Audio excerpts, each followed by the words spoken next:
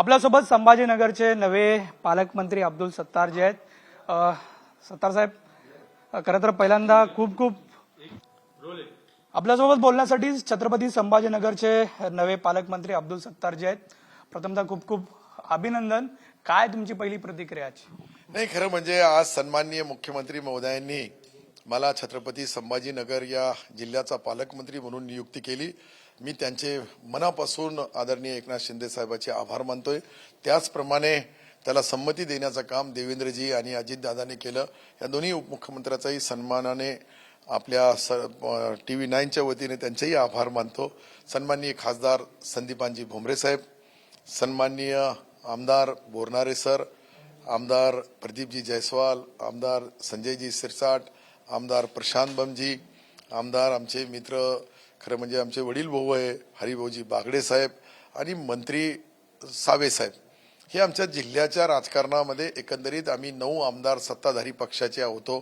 त्यामधून 1 खासदार महोदय झाले आणि मला त्या जिल्ह्याची काम करण्याची संधी मुख्यमंत्री महोदयांनी दिली. त्याचा निश्चित सोनं करण्याचं काम, त्या कमी ओव्हरमध्ये जास्त विकासाच्या माध्यमातून काय काय राज्य सरकारच्या वतीने आमच्या योजना आहे, त्याच्यामध्ये विशेषतः संभाजीनगर शहराचा पिण्याचा पाण्याचा प्रश्न आहे.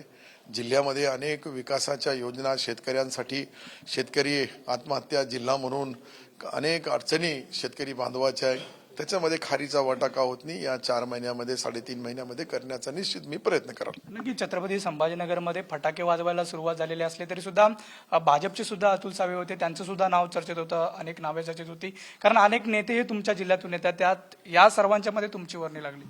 नाही, खरं म्हणजे ही शिवसेनेचे पालकमंत्री म्हणून ही जागा जी होती शिवसेनेच्या संदीपान भुमरेच्या खाली होती आणि मी आणि सावे साहेब आम्ही दोघंही त्या जिल्ह्याचे असल्या कारणाने साहजिक आहे त्यांनाही वाटतं आणि त्यांनी कहाणी करावं, त्यांचीही मागणी करावी. परंतु अंतिम निर्णय घेताना मुख्यमंत्री महोदयांनी माझ्या नावावर शिक्कामोर्तब केली, सर्वाला विश्वासात घेऊन केली.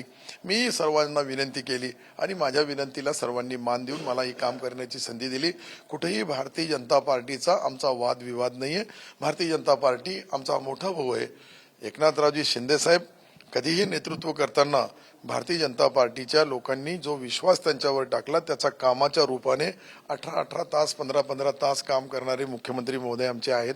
त्या माध्यमातून ही जे आहे कुठेही वादविवाद न होता सर्वांच्या संमतीने मी प्रशांत बम साहेबांनी माझ्या नावाची शिफारस केली होती, माझ्या नावाची मागणी केली होती, त्यांनी लेखी पत्रही दिला मुख्यमंत्री महोदयांना.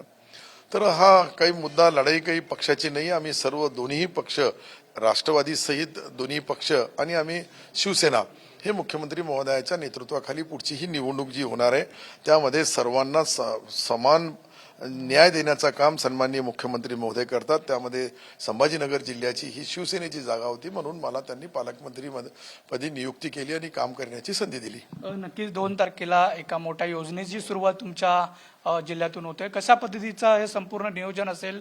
मुख्यमंत्री एकनाथ शिंदे त्या मेळाव्याला उपस्थित असतील का? कशा पद्धतीचा मेळावा? मला असं वाटतंय की सरकारच्या या लाडली बहीण या योजनेचा, मुख्यमंत्री महोदयाची लाडली बहीण ही जी योजना सन्माननीय एकनाथ शिंदे साहेबांनी 1500 रुपये प्रत्येक बहिणीचा सन्मानाने मानधन म्हणून त्यांचा सन्मान केलेला आहे. त्या सन्मानाची, त्या योजनेची सुरुवात सिल्लोड विधानसभा, सोयगाव विधानसभा मतदारसंघ बाजूला कन्नड आहे या माध्यमातून होणार आहे. आणि पहिले जे मला वाटतं शासन आपल्या दारी ही जी सिल्लोड कन्नडची संयुक्त मीटिंग झाली होती ती आम्ही कन्नडला घेतली होती. आता आम्ही सिल्लोडला घेतली आणि त्या सिल्लोडच्या कार्यक्रमामध्ये लाखोच्या संख्येने महिला भगिनी येतील. कुठेही बसायला, रस्त्यावर उभा राहायला जागा राहणार नाही. मुख्यमंत्री महोदयांनी जो तारीख दिली हे ऐतिहासिक क्षण माझ्या सिल्लोड विधानसभा मतदारसंघातून या योजनेची सुरुवात होऊ लागली, त्याचा मला आनंद आहे.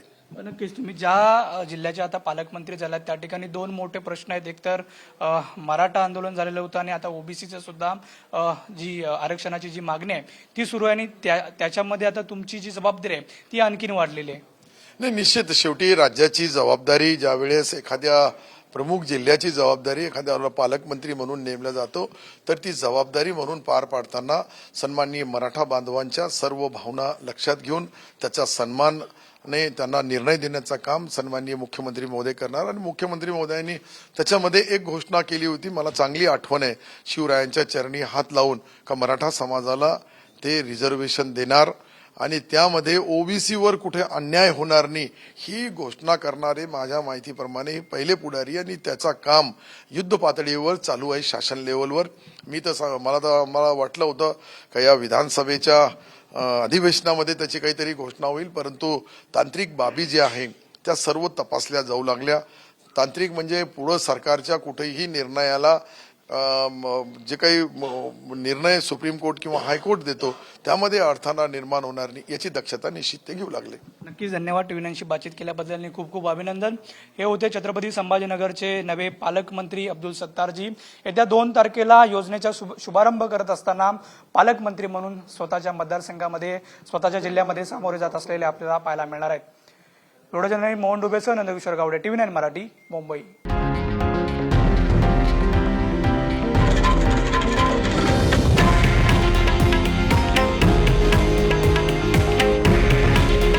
हे आहे देशातील नंबर 1 न्यूज नेटवर्क आणि आपण पाहत आहात टीव्ही 9 मराठी. काळजी तुमची, हित महाराष्ट्राचं.